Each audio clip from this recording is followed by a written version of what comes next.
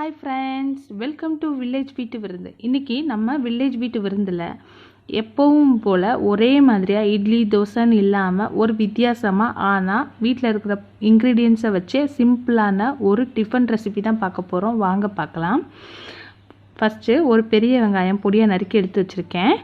2 பச்சை மிளகாயை பொடியாக நறுக்கி எடுத்து வச்சுருக்கேன். 1 ஸ்பூன் அளவு கடலைப்பருப்பு எடுத்து வச்சுருக்கேன். 1 கேரட்டை துருவி எடுத்து வச்சுருக்கேன். 1/4 ஸ்பூன் அளவு கடுகும் 1/2 ஸ்பூன் அளவு உளுந்தும் எடுத்து வச்சுருக்கேன். கொஞ்சமாக கொத்தமல்லி நறுக்கி எடுத்து வச்சுருக்கேன். கொஞ்சம் கருவேப்பிலை எடுத்து வச்சுருக்கேன். இப்போ பார்த்திங்கன்னா 1 கப் இட்லி மாவு தான் எடுத்து வச்சுருக்கேன்.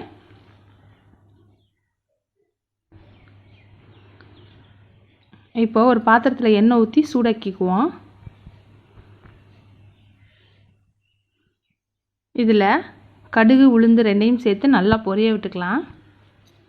நல்லா பொரிய ஆரம்பிச்சிருச்சு.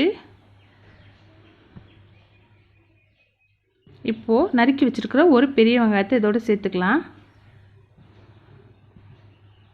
வெங்காயத்தை நல்லா வதக்கிக்கோங்க. இந்த அளவுக்கு கண்ணாடி பதம் வர்ற அளவுக்கு வதக்கிக்கோங்க. இப்போது 1 ஸ்பூன் அளவு கடலைப்பருப்பு அதோடு சேர்த்துக்கிறேன். கடலைப்பருப்பு உளுந்து எல்லாம் சேர்த்து நல்லா ஃப்ரை பண்ணி எடுத்து நம்ம இதோட சேர்க்கும் போது வாயில் கடிப்படும் போது ஒரு க்ரன்ச்சியான ஃபீலிங் கிடைக்கும். அதுக்காக தான் நான் சேர்த்துக்கிறேன். உங்களுக்கு வேணும்னா சேர்த்துக்கலாம். பச்சை மிளகா சேர்த்துக்கிறேன். இந்த காரத்துக்காக நம்ம வேறு எதுவுமே சேர்க்கல, பச்சை மிளகா மட்டும் தான் சேர்த்துருக்கோம். கருவேப்பிலையும் அதோடு சேர்த்துக்கிறேன். துருவி வச்சுருக்கிற ஒரு கேரட் அதோடு சேர்த்துக்கிறேன். நீங்கள் கேரட்டுக்கு பதிலாக தேங்காய் துருவல் கூட சேர்த்துக்கலாம். குழந்தைங்க சாப்பிடும்போது இந்த மாதிரி கேரட் இந்த வெஜிடபிள்ஸ்லாம் கொஞ்சம் சேர்த்து செஞ்சு கொடுத்தோம்னா அவங்களுக்கு தெரியாது, விரும்பி சாப்பிடுவாங்க. இந்த அளவுக்கு கேரட் நல்லா வதங்கிருச்சு. இப்போ அடுப்பு ஆஃப் பண்ணிக்கலாம். இப்போது எடுத்து வச்சுருக்கிற மாவில் இந்த வதக்கி வச்சுருக்கிற கலவையை சேர்த்துக்கிடுவோம்.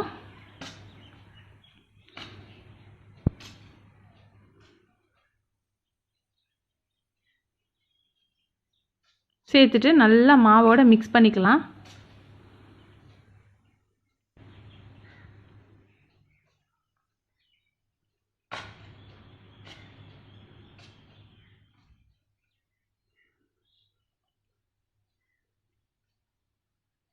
இதோட பொடியாக நறுக்கி வச்சுருக்கிற 1 கைப்பிடி அளவு கொத்தமல்லியும் சேர்த்துக்கிறேன்.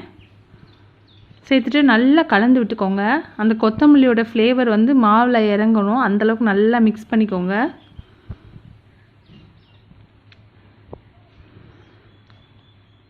எல்லாத்தையும் நல்லா மிக்ஸ் பண்ணியாச்சு. அப்படியே வாசனை நல்லா ஜம்முன்னு இருக்கும். பாருங்கள், இந்த அளவுக்கு இருக்கணும். ரொம்ப தண்ணியாகவும் இருக்க வேண்டாம், ரொம்ப கெட்டியாகவும் இருக்க வேண்டாம்.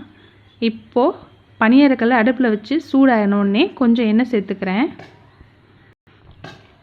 நெய் ஃப்ளேவர் பிடிக்கும்னா நீங்கள் நெய் சேர்த்து கூட இதை சுட்டுக்கலாம். எப்போவுமே ஒரே மாதிரி இட்லி தோசை சாப்பிட்றதுக்கு இந்த மாதிரி வித்தியாசமாக வெஜிடபிள் போட்டு ஒரு பணியாரம் செய்யும்போது ரொம்ப ரொம்ப டேஸ்ட்டாக இருக்கும். இப்போ கொஞ்சம் கொஞ்சமாக மாவை பணியாரக்கல்லில் சேர்த்துக்கலாம்.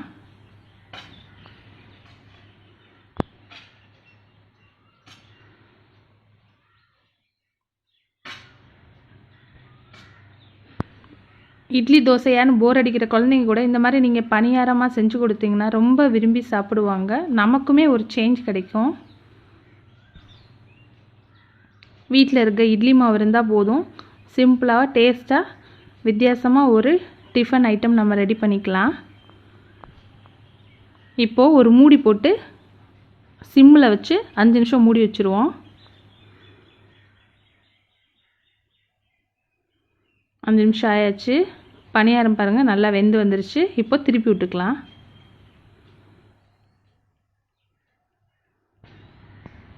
குழந்தைங்கள சாப்பிட வைக்கிறதே ஒரு பெரிய போராட்டம் தான். அதில் நம்ம வந்து கொஞ்சம் க்ரியேட்டிவாக திங்க் பண்ணோம்னா ஈஸியாக அவங்கள சாப்பிட வச்சிடலாம்.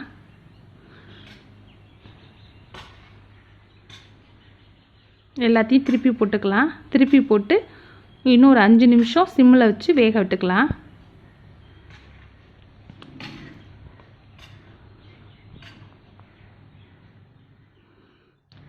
வெந்துருச்சு. இப்போ நான் ஒரு பிளேட்டில் எடுத்து வச்சுக்கிறேன். இதே மாதிரி எல்லா பணியாரத்தையும் நீங்கள் சுட்டு எடுத்துக்கோங்க. எம்மியான ஒரு பணியாரம், செம்ம டேஸ்ட்டாக இருந்துச்சு. இந்த பணியாரத்தை அப்படியே கூட சாப்பிட்லாம். பட் நான் வந்து இதுக்கு ஒரு சட்னி ரெடி பண்ண போகிறேன், சின்ன வெங்காயம் வச்சு. நீங்கள் தக்காளி சட்னி, தேங்காய் சட்னி எல்லாத்தோடையும் இது சாப்பிட்லாம், ரொம்ப ரொம்ப டேஸ்ட்டாக இருக்கும். இப்போ சின்ன வெங்காயம் சட்னி பண்ணுறதுக்காக நான் ஒரு பாத்திரத்தில் கொஞ்சம் எண்ணெய் சேர்த்துக்கிறேன். எண்ணெய் நல்லா சூடாயிடுச்சு. இப்போது நான் உரித்து வச்சுருக்கிற 1 கப் அளவு சின்ன வெங்காயத்தை அதோடு சேர்த்துக்கிறேன். சின்ன வெங்காயத்தை சேர்த்துட்டு நல்லா வதக்கிக்கோங்க. இந்த மாதிரி கலர் மாதிரி கண்ணாடி மாதிரி தெரியுது பார்த்தீங்களா, இதுதான் பதம். இந்த அளவுக்கு வந்துருச்சு. இப்போது உரித்து வச்சுருக்கிற நாட்டு வெள்ளைப்பூடு ஒரு 10 அளவுக்கு நான் சேர்த்துக்கிறேன். இது ரொம்ப ஹெல்த்தி ப்ளஸ் உடம்புக்கு ரொம்ப நல்லது. வெங்காயம் பூண்டெல்லாம் சேர்க்கும் போது நோய் எதிர்ப்பு சக்தி அதிகமாக கிடைக்கும். இதோட ஒரு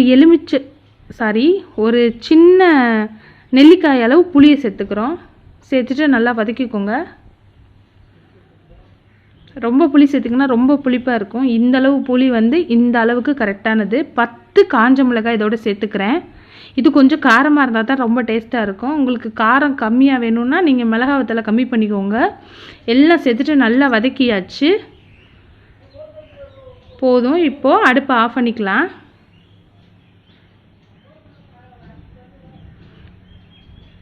இதை நான் வந்து மிக்ஸி ஜாரில் போட்டு உப்பு சேர்த்து அரைச்சி எடுத்துக்கிட்டேன். பாருங்கள், இந்தளவுக்கு அரைச்ச போதும், ரொம்ப வலுவலுன்னு அரைக்க வேணாம்.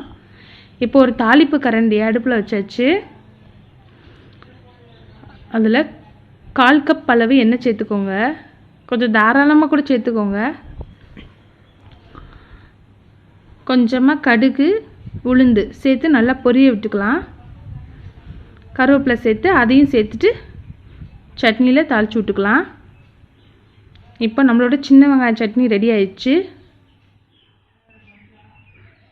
பாருங்கள், பணியாரம் சுட சுட ஆவி பறக்க சூப்பராக ரெடி ஆயிடுச்சு. சின்ன வெங்காயம் சட்னியோட ரொம்ப ரொம்ப சூப்பராக டேஸ்டியாக இருந்துச்சு. நீங்கள் தக்காளி சட்னி, தேங்காய் சட்னி எதோடையும் இதை சாப்பிட்லாம். இதே மாதிரி நீங்களும் உங்கள் வீட்டில் ட்ரை பண்ணி பாருங்கள். எப்படி இருக்குன்னு கமெண்ட்டில் சொல்லுங்கள். பிடிச்சிருந்தால் லைக் பண்ணுங்கள், ஃப்ரெண்ட்ஸோடு ஷேர் பண்ணுங்கள். மறக்காமல் நம்ம சேனலை சப்ஸ்கிரைப் பண்ணுங்கள். அப்புறமா நோட்டிஃபிகேஷன் உடனுக்குடனே உங்களுக்கு கிடைக்கிறதுக்கு பெல் ஐக்கானை மறக்காமல் ப்ரெஸ் பண்ணிக்கோங்க. தேங்க்ஸ் ஃபார் வாட்சிங்.